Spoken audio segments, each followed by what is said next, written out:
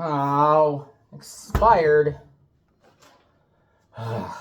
They fucking overproduced the milk again.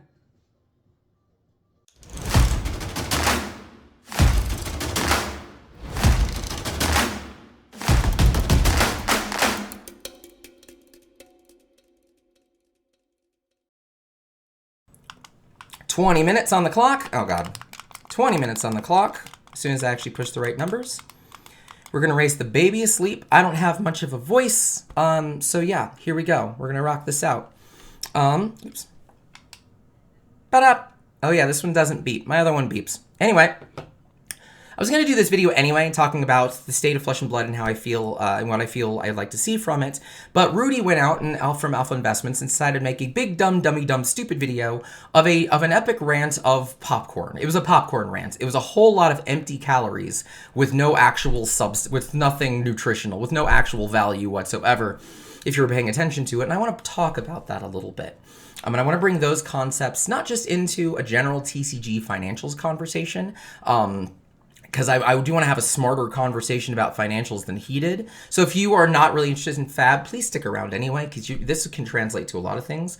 But I also do want to talk about how do I feel LSS can really push themselves moving forward, because he did outline some serious issues and some things that are very, very much true when it comes to the state of the product. Quick context for Rudy. I'm going to try to not go into too many tangents as I explain this, but Rudy goes on a big rant in the last couple of days about the state of the TCG industry, hitting Pokemon, Magic, Flesh and Blood, MetaZoo, Sorcery, Weiss, One Piece. I think that's the list. But it's basically a whole bunch of the TCG market everything is dropping. And he passes the buck quite a bit on poor management and over printing. He blames a lot, and messages from hundreds of patrons telling the state of things. And he really just puts everything on blast, saying like this is the result of just garbage people not paying attention to him, which was really funny, as well as just the general understanding of the industry. And he has a new t-shirt out that really sets him in the spot of accessibility, which is, this t-shirt is worth more than your game pieces, because he is of that side, he is of that spectrum that there needs to be value, and without value you don't have an audience. I am of a strong disagreement, and I actually feel I can prove that now, that there needs to be a balance. He's very swung in one direction. But that is essentially what he does. And he goes off quite a bit, and he says, I'm removing myself from like a number of games, Flesh and Blood being one, for a little bit of a different reason, but I'll get into that. But that is essentially the rant, and it was spectacularly bad. If you really pay attention to just how basics of kind of business things go, and that's unfortunate. I liked Rudy, past tense, liked with a D, liked Rudy. I really thought that, I liked the insights that he was bringing to things. I liked that he was, giving new games, having a conversation with the games. I really liked, especially when he got me into Flesh and Blood, that he was talking about the business sense and kind of the business direction. And he focused more on that. And now it seems like he has drank his own Kool-Aid a little bit too much, and he's more focused on the what's in it for me kind of right now. The word investment, alpha investment, has become more of alpha dealing. And it's a lot more short term and arg. What do you mean I can't flip all my things now? Fuck you. That's not the conversation. That's not what you were trying to buy into. That's not why people have been buying into your channel to begin with. Or at least that wasn't the case a while ago. Where did this attitude come from? So there you go. Now, I want to hit up on a couple points, and I do want to talk about LSS directly. LSS, the specific issue there was that Rudy was selling boxes, so the story goes, is that he was selling boxes for cheaper than MAP, minimum advertised price.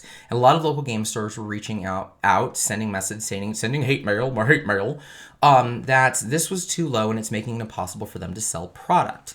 LSS reached out and said, you need to raise your prices to at least minimum advertised price, to which Rudy countered, I have a subscription fee, so there should be some leeway there, which I don't disagree with in the slightest. But that led to him saying, like, all right, well, we just don't come together on this. So I'm going to be dropping Flesh and Blood. Off go the masses. Rudy's dropping flesh and blood. What does this mean? What does all of this mean? It means nothing. It shouldn't. It really shouldn't. And that isn't me wanting to discount Rudy in the past, but the Rudy now, the drinker, the glug, like flip free tendy era that he has aggressively attacked, but also has desperately tried to cling on to, like you don't get to, like, it doesn't matter anymore. This shouldn't impact nearly as much, especially if the stories that he's telling about why things are the way they are coming from his patrons. I'm sorry, if you're a Rudy patron and you're sending those messages, if you're stumped on why Tales of Aria is $60 a box, you're fucking stupid. You are. Because you want to come in. So if anybody's curious, like, oh, Tales of Aria is $60 a box, you might be thinking, if you're just a market person not paying attention, that's terrible. That is awful. That is a miserable thing. Yeah, sort of, kind of, maybe, not really. Because the player base is growing, and Tales of Aria has all LL'd out. You can't use it.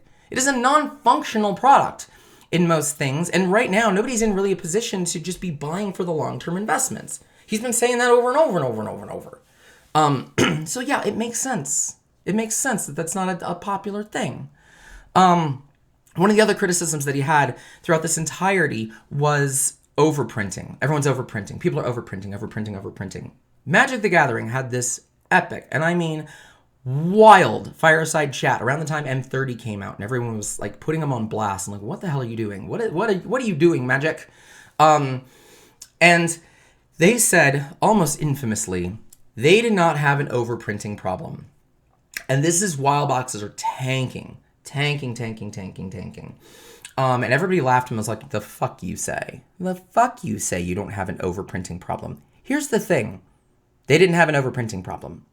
Not even Flesh and Blood has an overprinting problem. Not even the disaster, in quotes, that was Monarch and the insane amount of boxes that were made for Monarch that didn't seem close to the amount of demand that was out there.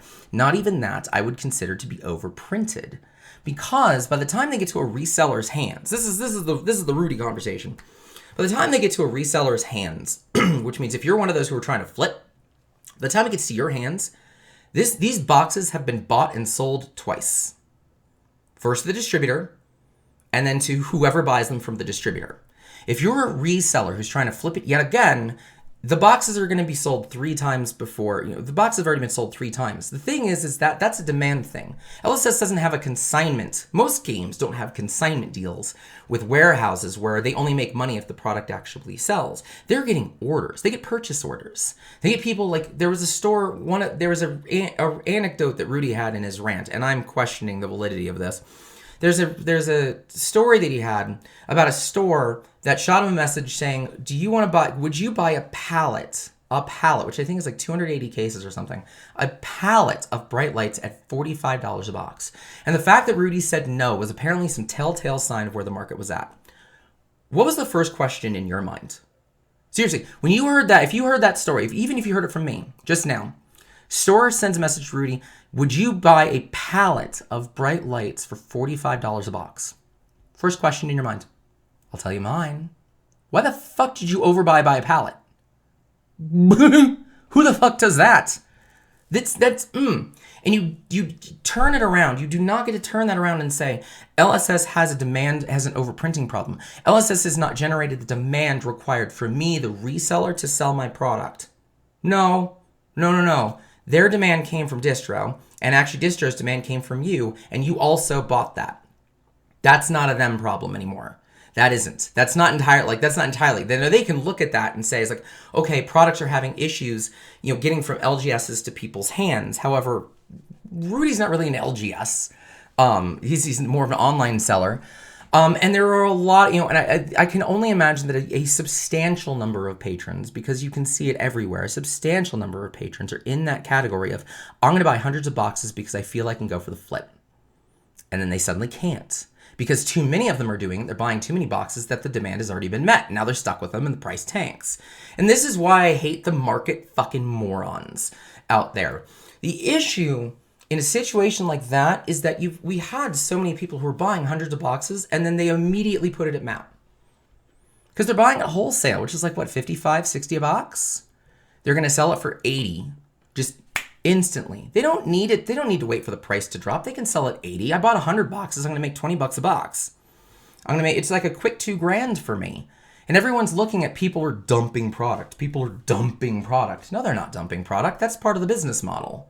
That's the business model. And it sucks because everybody else gets punished for it. The LGSs get punished for trying to sell at MSRP because they have actual overhead to deal with. But you had enough of this happen in the temper tantrum era. Sorry about that. Got a phone call? Got a phone call. Back on track. But you had so many people who were like buying hundreds of cases, or a bunch of cases, then flipping them for lower, and people were like, "Oh, is this a sign of the product? Is this a sign of the market? Is this a problem that we need to deal with?" No, it's not a sign of where the market was going. It's a sign that you had people who had a garbage business model, and eventually the demand was met up, and you just had this overabundance of supply. But you do not get to go and blame the publisher for overprinting. You don't get to do that for LSS. You don't get to do that for any game. If distro is putting in purchase orders and people are buying that, that's the demand that LSS needs to care about. Now, does that, or any publisher, now does that mean that LSS doesn't have any issues here and they should continue as normal? No, and that's what I want to talk about when it comes to Flesh and Blood specifically. And that's when you get into things like individual buying behavior, but don't look at the entire market and say the entire market is crumbling and therefore it's mismanagement for not recognizing that. No, you fucked up. You guys fucked up. This is your fucking problem. The end. But let's talk about Flesh and Blood and the issues that they actually do have with their products, because I do feel that there is a problem. And it's something that has actually been discussed multiple times. And it's something that really can be seen from kind of a mile away. And that is how their sets are actually constructed. And I think that there's some answers for this. It is not, I don't believe that it's untrue that sets are struggling for Flesh and Blood. Fab does have an issue selling. There are a number of stores out in Colorado that has a very vibrant community. There are a number of stores that are struggling to churn through product or very hesitant to buy product after kind of that initial excitement. And that's, I don't think that's out of bounds. And I think that there's a really clear answer to it, and it comes from how the product is done. Bright Lights, I think, is a phenomenal product. But if you weren't interested in Bright Lights, let's ask yourself this question. If you weren't interested in Bright Lights, what was likely the number one reason for it? What's the number one reason that people would not be interested in Bright Lights? They don't play mech. What's the number one reason you wouldn't care about Outsiders? Well, maybe you're Dromai main. Nothing mattered to you, like none of it mattered to you. Same with Tails, same with Monarch, same with all of these things. I'm Ranger. I don't care about Uprising. Lord, I didn't care about Dusk Till Dawn, but that was just bad for a number of reasons. I didn't care about that, though. I didn't care about the set. I might dabble in pre-release and do some limiteds here and there, but not enough stores are really doing limited because there's so much competitive pressure. But, I'm not really going to be buying box after box after box. I'm not even going to want to impulse buy for the heck of it because I know that there's so little in there for me and for my main class, and therein lies the Flesh and Blood problem that they need to get around. It's not that and here's in my opinion here, it's not that they need to adjust their product in order to cater to more classes, because those were the supplemental sets, and that's actually a worse problem, because if I only have my one class, supplementals have like 10, 12 classes. Now I have even less of a chance of getting something I'm interested in, and I know that I'm buying into more draft chaff. Or I know that I'm buying just into more traff, just more garbage. So that's not really the solution. That's not really a solve. What I would suggest, Fab's main issue when it comes to the individual buying behavior, the individual struggle, and why stores might be, have issues selling product after kind of that initial excitement, is because there isn't enough inspiration for people to buy and maintain multiple decks at once. I had 3. I had one CC deck, that was my Riptide. It was Azalea first, but it was my Riptide. And then I had 2 Blitz, which was Shiana and Data Doll. I'm one of those people. I'm one of those people. But I only had 3. And I really didn't like I even was uncomfortable with those, and I didn't like maintaining those because of CNC and E-Strike. And those couple of generics that made, I hate walking into a game at half capacity. I know it could be better if I had my E-strikes, but I really don't want to take them out of that deck. And I really don't want to invest in having multiples of them. This is why the whole my shirt is more valuable than your game pieces conversation is really fucking stupid. Why is Magic still able to exceed expectations? You can come back and say, oh no, it did poorly. And that's because that's because the resellers couldn't move the damn thing. But at the end of the day, Magic still grew. It still grew in revenue. And print runs are being more put in line with demand because you have fewer people who are buying hundreds of cases hoping for the easy flip. So yeah, they have to make those adjustments. But you still like I don't know a single person who has like one Magic deck. They have like 7 or 10. There's a ton of them. So that way when a set comes out, I know that I'm more inclined to even get some things on impulse because I know I've got so many more slots to fill. I've got so many more things that can be enhanced. Flesh and Blood does not have that. It might have it with a few outliers for sure, but that competitive scene, are you guys really cycling through 8 to 10 different decks, just bringing some out for fucksies? No, there's no way in hell you convince me of that. And if you do, you know that you're operating at half-mast. But there's so much competitive pressure anyway that you're really just wanting to hone and refine that 1 or 2 decks that you're like, oh, I'm going to jam the hell out of this. Why in the world would I buy Bright Lights if I don't cater to, if I'm not going to play any of it? There needs to be more inspiration to have kind of multiple decks to just fuck around with. So that way when something does come out, there's more to do. There's more for me to care about. And without something like that, it makes every single set a liability. Who is excited? Show of hands. Who is excited for the 3rd Monarch set? No. I never liked Light and Shadow to begin with. I never really played any of those. Everybody looked at Monarch. It was like, well, Prism was kind of fucking toxic to begin with. And the Dusk Till Dawn was laughable at best to a majority of people. And if you wanted to build a deck from it, it was hard to get anyway. You needed the secondary. You had no choices. But who's excited for the 3rd Monarch set? I'm not like thrilled. I'm not like chomping at the bit to buy a bunch of boxes of that. No, I'm not chomping at the bit to buy a bunch of boxes of Bright Lights because I loved Bright Lights. It's such a fun set to play, but I'm not inspired to invest in multiple decks, so I've got very little to gain by putting that kind of investment in it. So of course, all I'm going to care about are singles. And of course, the singles are going to be generics because I can't use 90% of the set. That's where I feel Flesh and Blood really needs to adjust and needs to make some movements. They need to figure out, how do I inspire more just fuck around and find out play. Editing Joe, I want to interject really quick with one part of the conversation I didn't touch up on throughout this, which was unique product design. Sloop Dupe recently put out a phenomenal goddamn video about the kind of Pokemon Elite Trainer boxes and those different boxes that Pokemon has, which is just a way to get more get packs in people's hands, but I don't have to invest in an entire fucking box, right? And I'm paying less, and I get a cool box at the end of it. If you go back to like the old Decipher days, the glory days of product design, there were unique ways that even with things that had too many, that warehouses had too much of, or there was too much inventory of, the anthology boxes, where it was an 800 count box I got that had packs from older sets, and there was like a static 6-card pack thing inside that everybody got, and they were always the same. Like, that's cool, because even if I'm getting packs that maybe I don't entirely need, but I really like that box, I really like those extra things. Lorcana, the treasure troves, I got a whole box like the old Magic Fat Packs. I got a whole book that has the whole thing, but I get like paper deck boxes, and I got tokens, I got like extra things, and again, I got a cool box. I got a cool box for it.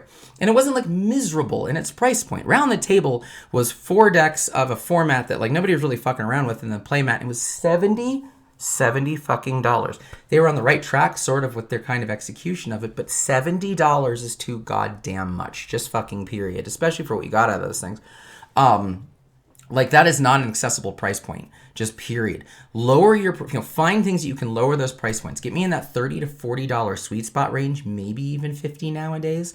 But give me that kind of stuff so that way maybe if I'm not that invested, like maybe I don't want to buy a booster box, so I'm just not that interested. I'll do pre-releases, but then I'll kind of ignore it. But hey, if I can get like a cool box for cheap, for not $70, I might be more inclined to get a couple packs out of it. And from there, maybe you can guide the masses into trying other things. You know, getting people to try different deck styles, that's a whole nother ball of wax. But at least when it comes to how people buy and experience the product, you can do something more creative than starter decks, which the engaged audience, the active audience, does not give two shits about. Or booster boxes and booster packs, which we've already talked about, are a liability unto themselves. Go check out Sloop's video. Go look at the Decipher era of things like the Enhanced Pack, the Enhanced Premier, Enhanced Jabba's Palace, the official tournament starter decks, Anthology, Reflections. Oh, how cool was Reflections? Which were literally just shoving cards back in packs, but adding just a little bit to it that made them a lot of fun to open. Also screwing with the rarity system. So you could open packs with like multiple main characters from Star Wars in it. It was wild. But it was so much fun because of how chaotic it was. Go back to that era and get a little bit more creative with your product design as well. It's going to go a long fucking way.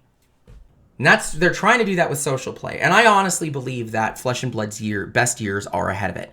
That's how I feel about where the game is at. And I love that they were getting so many. And I feel like this aggressive push of a ton of heroes, like 6 a set in some cases, 6 and outsiders, 6 and heavy hitters. This is them trying to tell the masses, please explore this game more than your 1cc deck. Please explore this game more. Please have multiple things at the ready. And I don't think that they're ever going to get there proper until things like CNC and E-Strike and Warmongers drop to $20. There should be no generic Majestic that would go in a deck, mind you. There should be no generic Majestic over $20, in my opinion. No fucking way. And you guys who were like, your seeds, like, that's stupid, you need value with the boxes. The way you get value in the boxes is people are trying to satiate the needs of 10 decks they have, not just one. That's why singles tank the fucking price. Because if the meta doesn't go if the meta is giving you like a 100 card spread of things that matter, and a set is like 200 fucking cards, half the set is dead. It's dead. But if I am screwing around and trying to make flash freeze work or something, then yeah, there's going to be more interest in it. There's going to be more fun in those like niche, like random stupid bullshit things, because you got more people who are like, I wonder if I can like do something with Fulminate. Ooh, let's try it out, or Blossoming Spellblade. And suddenly Tails becomes a little bit more interesting. But there's not enough fuck around and find out incentive for that to happen. And that's why I think Flesh and Blood is always going to struggle with their set construction until they inspire the masses to do that more. They need to pull back on their competitive, oh my god, I'm so glad that XP is like dead pretty much everywhere. That needed to fucking go. But now they need to figure out how in the world are we going to incite and excite more people to invest in multiple, bigger, crazy, like I just want a bunch of things. That's going to spark your singles market. And that's going to be the case with a lot of different games. I don't want you just playing like the 1 or 2. I need you to fuck around and find out a little bit. I want you to be like, man, what do I feel like playing today? And you open up a big, long box of madness. And it could be any one of those. That's how the TCG industry goes. That's why Magic has been able to stand the test of time every single time. That is how they win, is because I'm always looking at a bunch of different options, and I'm excited to play a bunch of different things. Do not blame an overprinting problem. Do not blame the secondary. Do not say the secondary market should be the primary ones and resellers are the ones who are stating the state of things. That is not the fucking issue here. You just got to get smarter with how you handle your customers.